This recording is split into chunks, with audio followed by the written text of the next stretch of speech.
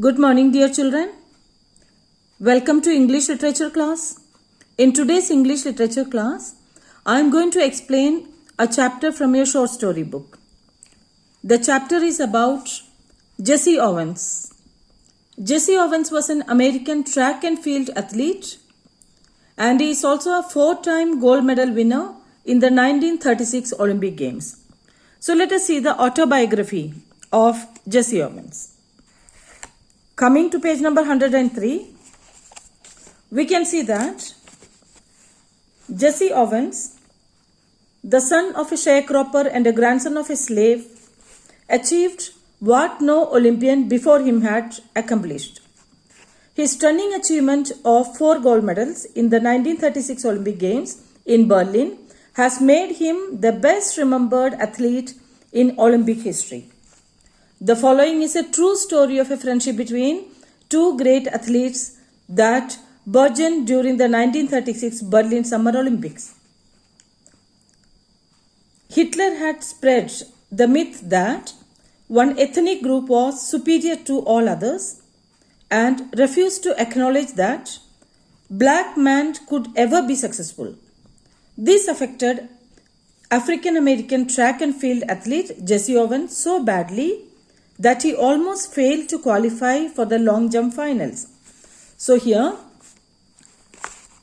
during Hitler's time, Hitler followed Aryan supremacy theory.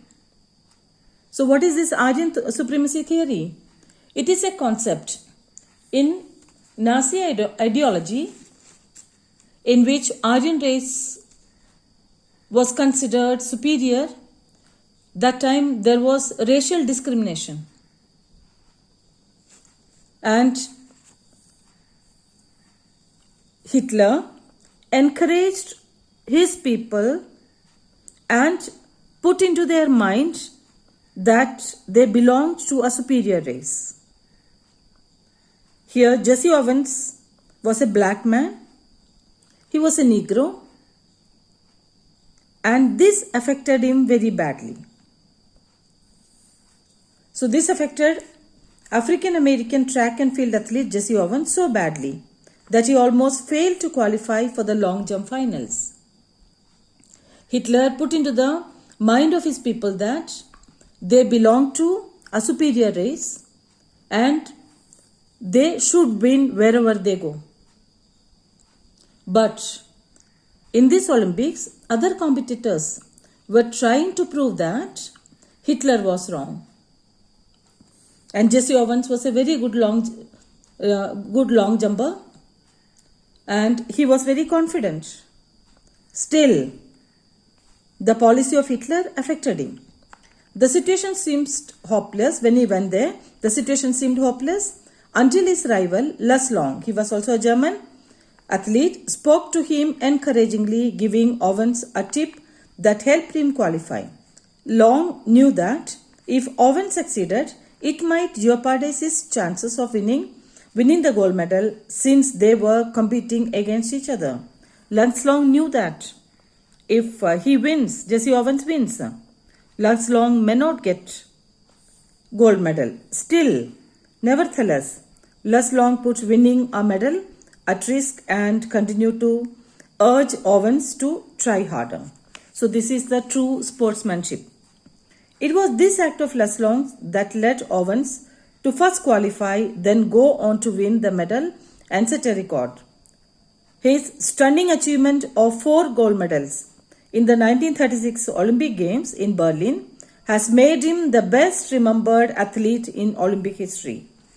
More importantly, it led to a lifelong friendship between the two men, that is Long and Jesse Owens, which ended only Long was killed in action in World War II. So, here Jesse Owens was on the verge of losing this sport. But Long encouraged him, and because he was a true sportsman, he had true sportsman spirit. So always be a smiling loser and a modest winner. And Laszlo supported Jesse Owens in all the steps. He guided him, he encouraged him, though he was his rival, though he was his competitor. So here, coming to the chapter, page number 104, My Greatest Olympic Prize, written by Jesse Owens. This is his autobiography. It was the summer of 1936. The Olympic Games were being held in Berlin because Hitler childishly insisted that his performers were members of a master race. Nationalistic feelings were at an all-time high. Hitler always said that his athletes were the best. I wasn't too worried. I mean, here Jesse Owens. I wasn't too worried about all this. I had trained, sweated, disciplined myself for 6 years with the games in my mind. While I was going over on the boat, all I could think about was taking home 1 or 2 those gold medals. I had my eye specially on the running broad jump. He was very good. Jesse Owens was very good at long jump. A year before, as a sophomore at Ohio State University, I had set the world's record of 26 feet and 8 1/4 inches.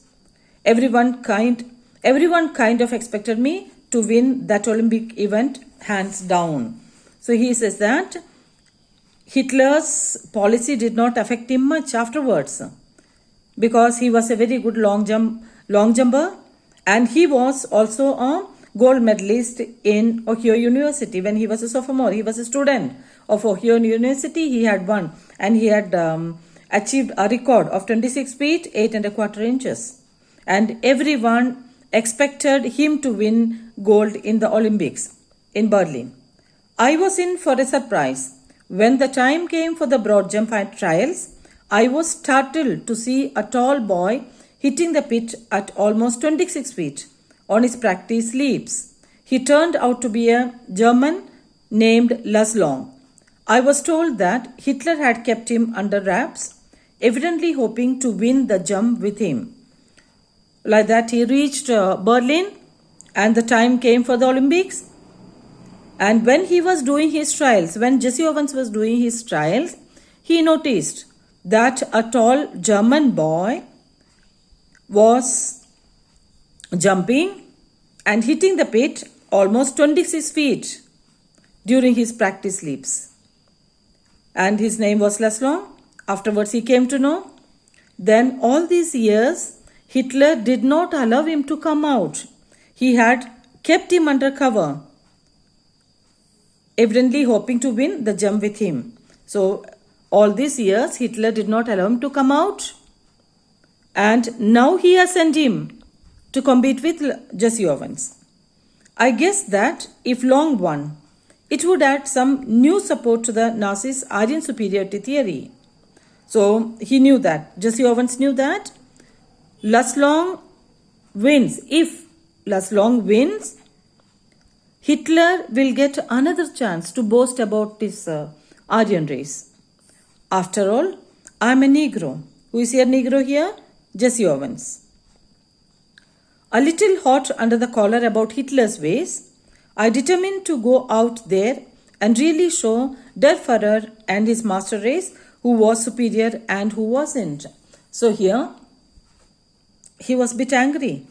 Seeing all these things, hearing all these things, Jesse Owens was a bit angry, and he was determined. But he was determined. And that time he determined to go out there and really show Der Führer. Der Führer here referred as Hitler. Hitler it is referred. So Führer was a German word. It is a German word for leader. Here Hitler. And his master race who was superior and who wasn't. So he decided to take part in the Olympics and to win the gold medal. And just to teach a lesson to Hitler. An angry athlete is an athlete who will make mistakes. As any coach will tell you. Yes, children, whenever you go for competition, keep yourself calm. Keep your mind calm, and only then you take part in the competitions. Otherwise, if you are angry, if your mind is not calm, you tend to make mistakes. I was no exception. Jesse Owens was no exception. On the first day of 3 qualifying jumps, I leaped from several inches beyond the take-off board for a foul. On the second jump, I fouled even worse. Did I come 3,000 miles for this? I thought bitterly. To foul out of the trials and make a fool of myself? So in the trials, he could not win. All the time during the trials, he could not jump properly. Every time he jumped, it became a foul. And he got angry more. And he felt very bad. He felt disappointed. And he thought that had he come all the way 300 miles just to fail like this, just to make a fool of himself? Walking a few yards from the pit, I kicked disgustedly at the dirt. Suddenly, I felt a hand on my shoulder. I turned to look into the friendly blue eyes of the tall German broad jumper. He had easily qualified for the finals on his first attempt. He offered me a firm handshake. So, after losing this trial, all his trials went foul. He was just walking in the ground and he was very disappointed, very sad he was. Suddenly he felt that somebody kept his hand on his shoulder. When he turned back, what did he see? He saw the tall German boy, Laszlo, standing behind him. And he had blue eyes. He was very tall. And that person who was his opponent, Jessie Owens' opponent, and he had qualified in the first trial itself. And he shook his hand. The tall boy, Laszlo, shook his hand with Jessie Owens. Jessie Owens, I'm Laszlo. I don't think we have met. He spoke English well, though with a German twist to it. There was a German accent when he spoke English. Glad to meet you, I said. I hear is Jessie Owens. Jessie Owens said, glad to meet you. Then trying to hide my nervousness. Why was he nervous? Because he had seen Laszlo jumping the previous day during the trials. In the first jump itself, he won. He could cover up this distance, whatever he wanted to. And because of that, he was a bit nervous in front of Laszlo. I added, how are you? I am fine. The question is, how are you? That is, Laszlo is asking to Jessie Owens. What do you mean? I asked. Something must be eating you, he said. Proud the way foreigners are when they are mastered a bit of American slang. You should be able to qualify with your eyes closed. So here, Laszlo understood that something is worrying Jessie Owens. So he asked him. He told him that something must be eating you. Believe me, I know it, I told him, and it felt good to say that to someone. Yes, believe me, something is there. For the next few minutes, we talked together. I didn't tell long what was eating me, that means what was worrying him, but he seemed to understand my anger and he took pains to reassure me. Although he had been schooled in the Nazi youth movement, he didn't believe in the Aryan supremacy business any more than I did. So Laszlo was trained under Hitler, but he did not believe in the Aryan supremacy business, the policies of Aryan races. And whatever Hitler put in their mind, he didn't accept it. Then we laughed over the fact that he nearly looked the part though. Even though Laszlo looked a part of Aryan race, he was not like that. He was not such a sort of person. An inch taller than I, he had a lean, muscular frame, clear blue eyes, blonde hair, and a strikingly handsome chiseled face. Finally, seeing that I had calmed down somewhat, he pointed to the take-off board. So they both were talking, and Laszlo understood that something was worrying Jessie Owens, and they were talking for a long time. After that, when Jessie Owens calmed down, Laszlo started advising him and guiding him. How did he guide him? Look, he said, why don't you draw a line a few inches in back of the boat and aim at making your takeoff from there? You will be sure not to foul, and you certainly ought to jump far enough to qualify. What does it matter if you are not first in the trials? Tomorrow what counts. So here he advised him, instead of just like that running and coming, A few inches back of the taking off board, mark a line there. From there you start running and jump, and you will surely succeed. Instead of jumping without a proper counting, a proper plan, put a line a few inches beyond this board, that is starting point. From there calculate and run. He advised in this way, and also he advised, or he gave a very important advice. What does it matter if you are not first in the trials? Tomorrow is what counts. So tomorrow, what is tomorrow? That is a day when the Olympic Games starts. That really counts. Even if one loses in the trials, no problem. The day of the sport, you should win. Suddenly, all the tension seemed to ebb out of my body as the truth of what he said hit me. Confidently, I drew a line a full foot in back of the board and proceeded to jump from there. I qualified with almost a foot to spare. So, however he advised, however he guided, he followed it. Jessie Owens followed it, and he could jump how much ever he wanted. Whatever he calculated, he could do that. That night, I walked over to Les Long's room in the Olympic Village to thank him. I knew that if it hadn't been for him, I probably wouldn't be jumping in the finals the following day. So that night they sat together, they talked for a long time, and he also thought in the mind that if Les Long were not there, Jessie Owens would not have qualified. We sat in his quarters and talked for 2 hours about track and field, ourselves, the world situation, a dozen other things. And for a long time they sat and talked. When I finally got up to leave, we both knew that a real friendship had been formed. So this is a story of true friendship. They were opponents, they were rivals, still they became very close. Les would go out to the field the next day trying to beat me if he could. But I knew that he wanted me to do my best, even if that meant my winning. So Les Long was not jealous, he was not greedy. He encouraged him again and again, knowing that he was his opponent, he was his rival, and the next day they were going to compete in the same field. And he didn't mind that. This is called as true sportsmanship, true sportsman spirit, this one. As it turned out, Les broke his own past record. In doing so, he pushed me onto a peak performance. So the next day, both of them went to the track, and Les Long broke his own record. Now, pressure has mounted on Jessie Owens. He had to do his best.